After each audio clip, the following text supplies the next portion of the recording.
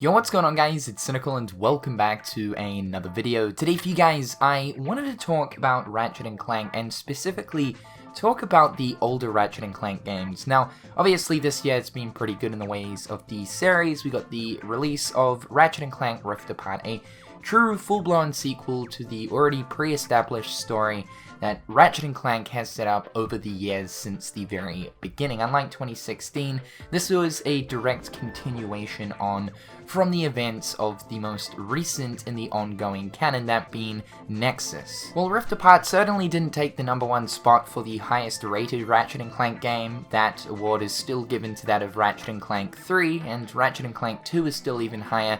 Rift Apart is being highly praised. And although 2016's installment was a fairly good one, I have to say that Rift Apart was exactly what we needed for a brand new Ratchet & Clank game. One thing though that's always sort of boggled my mind is the fact that in the sense of the Ratchet & Clank games, they have never really been re-released. Sure, if we look back to the PlayStation 3 era, we got the original Ratchet & Clank trilogy, as well as even Deadlock re-released for the PS3, which was pretty nice to see. This meant that we could play the games at 1080p with trophy support, which certainly was a treat. But when looking at the classic Ratchet & Clank games, they unfortunately never got a re-release for PlayStation 4 for the PS2 classics on PS4 service. Well, yeah, Sony did re-release quite a few iconic PlayStation 2 games onto the PS4. The list was certainly lackluster, and honestly, it's just mind-blowing that games like the original Ratchet & Clank trilogy, as well as even something like Sly Cooper, was never put on this list.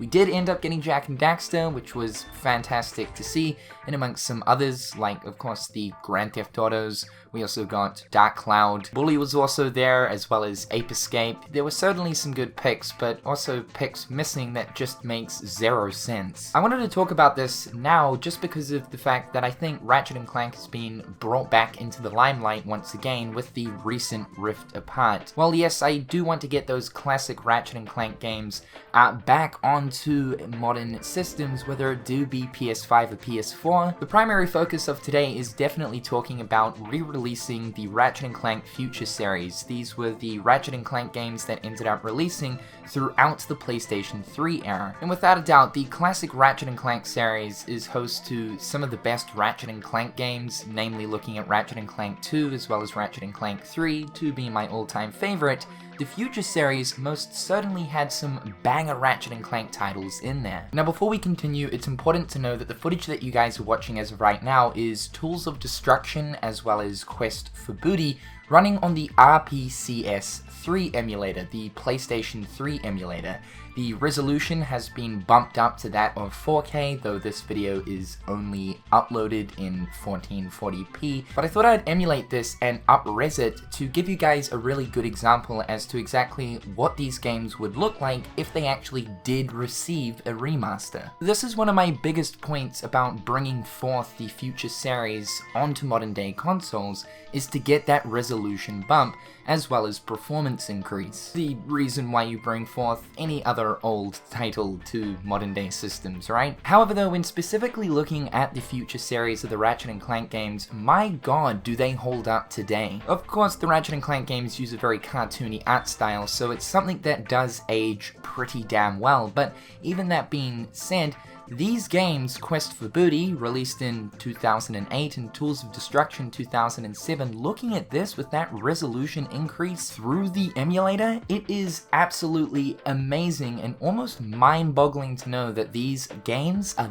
that old. Though it is totally possible playing these games on your PlayStation 3 on modern TVs and whatnot, it is very apparent that the picture and display can be very washed out. The Ratchet & Clank games in PS3 ran at 720p with an upscaled 1080p, meaning of course not native, so it isn't super crispy. And to really appreciate the visuals here, you really do have to see these visuals in a native 1080p or of course higher, 2 to 4K. It looks incredible. Performance is another thing as well. While all of the Ratchet & Clank games for the most part throughout its lifespan have run at basically 60 frames per second, for the Future series, while the frame rate was uncapped, and yes, there were moments in the game where it could actually reach 60 from time to time, it certainly wasn't consistent. So of course, bringing it forth to modern systems would be able to have that locked in consistent 60 frames per second. Another thing that is worth also mentioning would be also trophy support. While any other Ratchet & Clank game that released after 2008, Quest for Booty,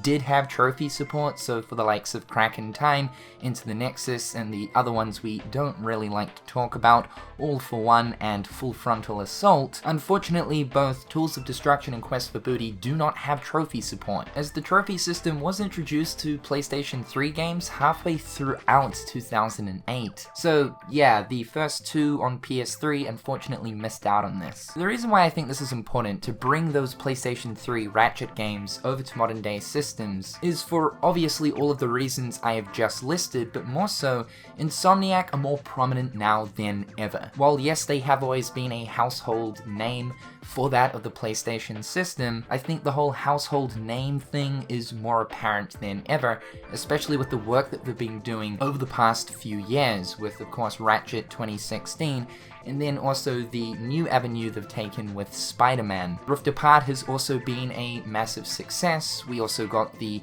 release of Spider-Man Miles Morales for the launch of PS5. We know of course the Spider-Man series will continue from Insomniac, as well as that the Ratchet games will also continue as well. So essentially just to give people an easier way of accessing these older Ratchet & Clank games, I think it would be very smart considering that Ratchet & Clank has been brought back into relevance with the recent Rift Apart. I've got to mention too that Rift Apart had so many references and callbacks to that of the Future series. I mean, hell, we even got to visit quite a few of the different planets that we went to in Tools of Destruction and Crack in Time in Rift Apart. And I know for a fact that for a lot of people, Rift Apart is going to be their very first Ratchet & Clank game. So for those people that have just recently experienced Ratchet & Clank, well, yes, they can boot up Ratchet 2016. The unfortunate thing there is that doesn't really have any connection to the ongoing canon. I think it would be a pretty smart move and quite important to allow these newcomers to experience those Ratchet adventures that happened shortly before the events of Rift Apart. I would absolutely, hands down, love for those classic games to come back, but I think the priority right now is certainly getting those PlayStation 3 Ratchet games onto a modern system, because they still stand up today. And honestly speaking, I would hate for any newcomer to miss out on specifically Crack in Time.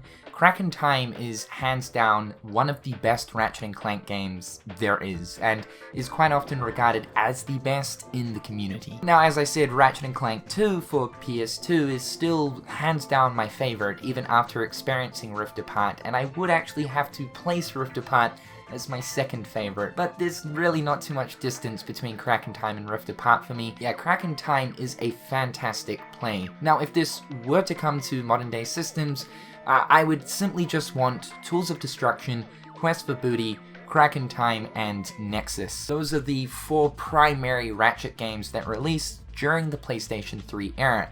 That's what we consider the Future series. For the likes of All for One and Full Frontal Assault, these were 2 other Ratchet games that released during that era as well, and while technically speaking I guess you could say they are part of the Future series, these are some of the lowest received Ratchet & Clank games out of the bunch by both the community as well as critics. Trust me, you're not really missing out on too much if you don't play these 2. Sony ended up re-releasing just so many of their first party titles from PS3 onto the PS4, of course, namely games like Uncharted as well as The Last of Us. So it really is just so hard to believe that while Insomniac are absolutely killing it nowadays, and really to be fair, they pretty much always have in the eyes of PlayStation, it's wild, beyond wild, that these older Ratchet & Clank games never got a re-release. So maybe due to the recent success of Rift Apart, Insomniac do have plans to bring forth some of the older Ratchet & Clank titles to modern systems. If it is going to happen, again, please do make it the Future series, though if we also have a chance to, and the whole PS2 Classics thing does return, Sony start to add more PS2 games onto the PlayStation Store, I think priority number 1 would definitely be those classic Ratchet games, and amongst that of Sly Cooper as well. However guys, that's all from me today. I've been wanting to talk about this for quite some time since experiencing Rift Apart with all the Ratchet stuff that's been going on recently. I thought it would be a smart move to bring this into relevance at the moment. Let me know your guys' thoughts and opinions in the comment section down below. However guys, I'm Cynical, hopefully having a fantastic day, and I'll catch you dudes in the next one. Peace.